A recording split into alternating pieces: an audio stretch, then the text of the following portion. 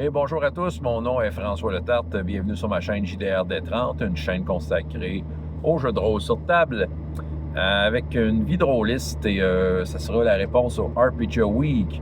Les familiers, ouais, ces animaux de compagnie peut-être ou êtres fantastiques qui nous suivent.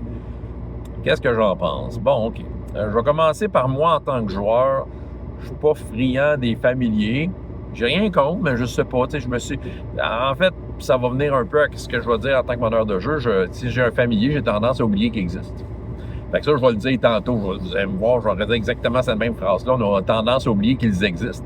Mais c'est ça. Mais dans le fond, ouais. Puis de toute façon, c'est ça, je suis comme.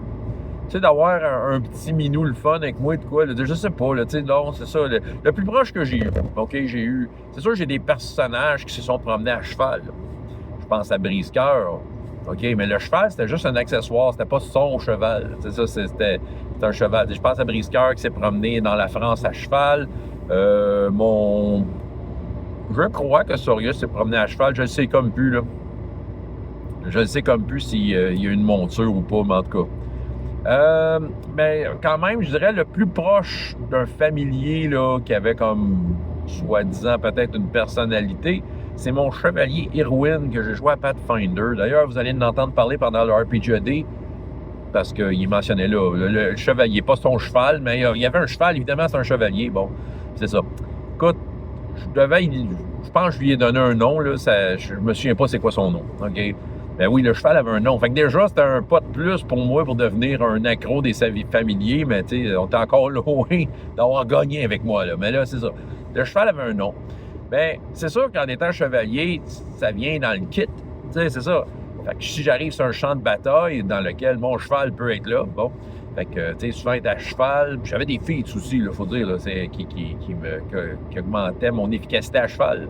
Mais c'est ça, j'ai mon cheval. Fait que c'est sûr que j'ai de l'air hot. Je suis impressionnant, j'essaie de faire peur à l'ennemi, le chevalier de Trivilis sur son cheval vous regarde, puis c'est ça, puis ça, c'est moi qui donnais la charge, je partais avec mon cheval, chargé, puis là, je fonçais dans le tas.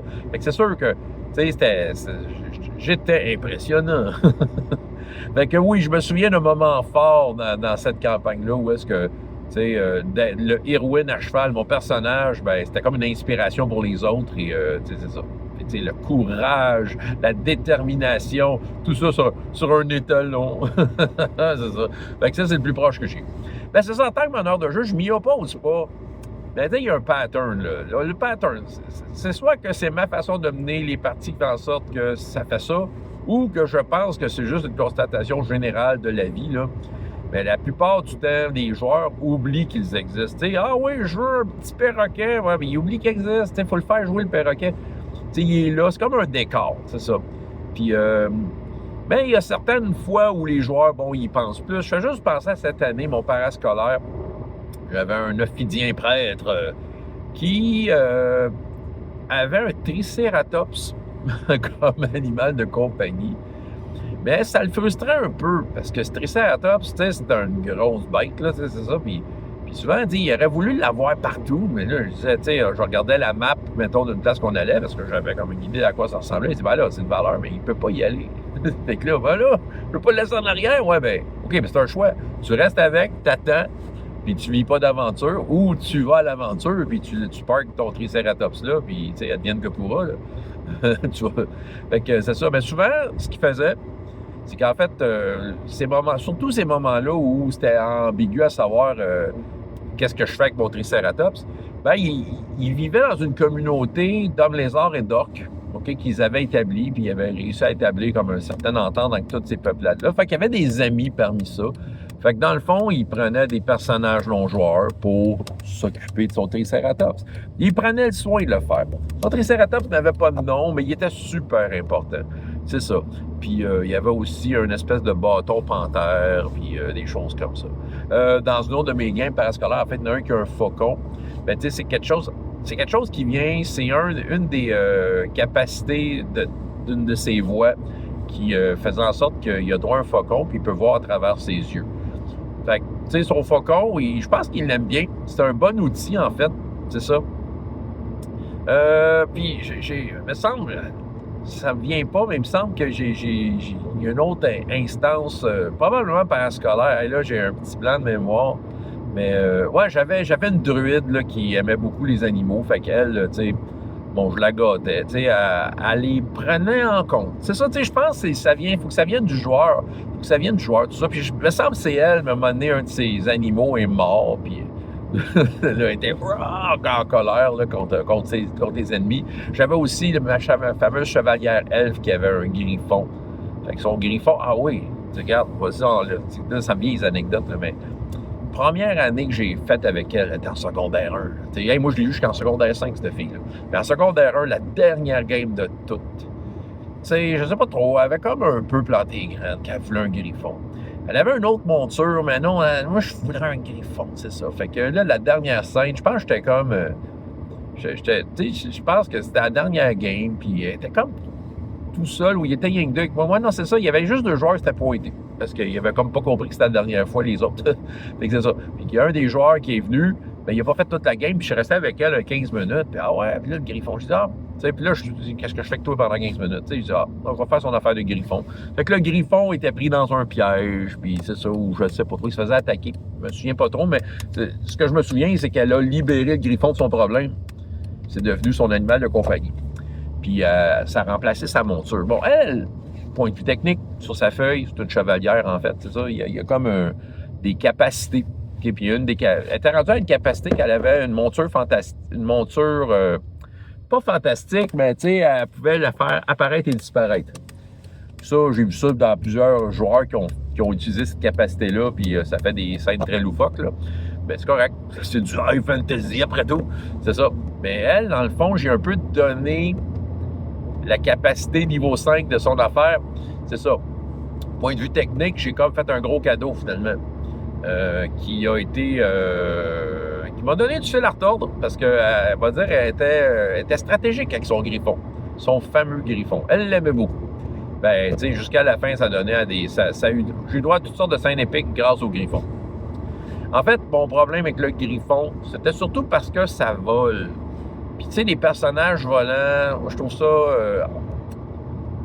si tous les personnages seraient des personnages volants, ça réglerait mon problème. Il n'en a rien qu'un qui a la capacité de voler, c'est que ça sépare automatiquement le personnage du groupe. Ça permet à ce personnage-là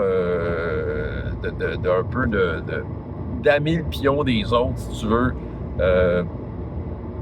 sur des scènes ou des potentielles rencontres qui peuvent être cool, mais là, tu sais, c'est ça, tu sais, de vue d'en haut, ça facilitait beaucoup la chose. C'est surtout ça, moi, je pense, avec le problème avec les bêtes volantes. Là, je suis comme dans le sujet des trucs qui volent, là, mais c'était son familier. Mais reste que j'ai réussi quand même à bien composer quand même avec cette difficulté-là. Fait que, tu sais, c'est un familier qui m'a fait travailler.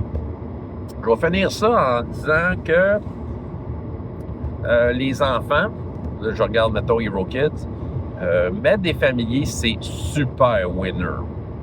OK, peu importe le jeu. Ben, peu importe le jeu, mais justement, je vais vous le dire, c'est un peu paradoxal parce que dans mes games d'Hero Kids, je n'utilise pas les familiers. Et je suis sûr que je ferais bien plaisir à bien des jeunes qui aient un familier. La seule affaire, c'est que question d'être conséquent avec la façon dont ce jeu-là fonctionne, je préfère ne pas les mettre parce que pour l'avoir essayé, ça rallonge le jeu énormément. Ça rajoute beaucoup de monde sur le plateau. C'est comme, la façon que ça marche dans Hero Kids, c'est qu'en fait, le familier est vraiment une extension de toi. OK? C'est l'extension de toi, mais en fait, c'est comme si tu te dédoublais. Ben, tu te dédoublais, mais sans doubler ce que tu peux faire. Je vais vous expliquer, là, c'est qu'en fait, Hero Kids, tu as droit à un mouvement, une action qui peut être remplacée par un mouvement, un peu à la donjon, OK? Quand tu as un familier, c'est qu'en fait, tu prends une de tes moves à toi, puis tu le donnes à ton familier. Ça veut dire que pendant une action, toi, tu peux attaquer, puis tu peux bouger ton familier. Ou tu peux bouger ton familier 2 fois. Ou tu fais attaquer ton familier, toi, tu bouges. Ou toi, finalement, ton familier fait rien, puis tu fais toutes tes actions. OK, c'est ça. La seule affaire, c'est que ça devient comme une pseudo-gestion supplémentaire. Ça rajoute beaucoup de pions sur la plate. Puis, c'est ça, tu sais, je suis un peu limité dans le temps. Mais je le sais que Encore là, c'est peut-être à moi de me faire à l'idée, là, mais je sais que donner des familiers, les enfants capotent. Ils veulent tout, ils ont tout le syndrome de vouloir un Pokémon. Là. Fait que, dans le fond, c'est comme leur donner un Pokémon. C'est ça, ils vont être fous raides, là, c'est ça, ils vont être super heureux. Fait que, vous voulez faire plaisir à des enfants dans du jeu de rôle, là, je vous dis, c'est la voie facile. Donnez-y. Hey, tu veux-tu un animal de compagnie, une petite créature? Je veux un petit dragon. Tu dis oui, tu y donnes. C'est ça. Voilà. Et de cette façon-là, on est super winner. C'est ça. Je sais que, mettons, Hero Kids, dans Super Kids, il y a entre autres 2 personnages que le familier, il vient comme de base, puis je vais dire, on dirait qu'il trippe dessus. Tu sais, il est choisi facilement juste à cause de ça. Voilà, François Letarte, JDR des 30, et jusqu'à la prochaine fois, ayez autant de plaisir dans la vie que dans les jeux. Au revoir.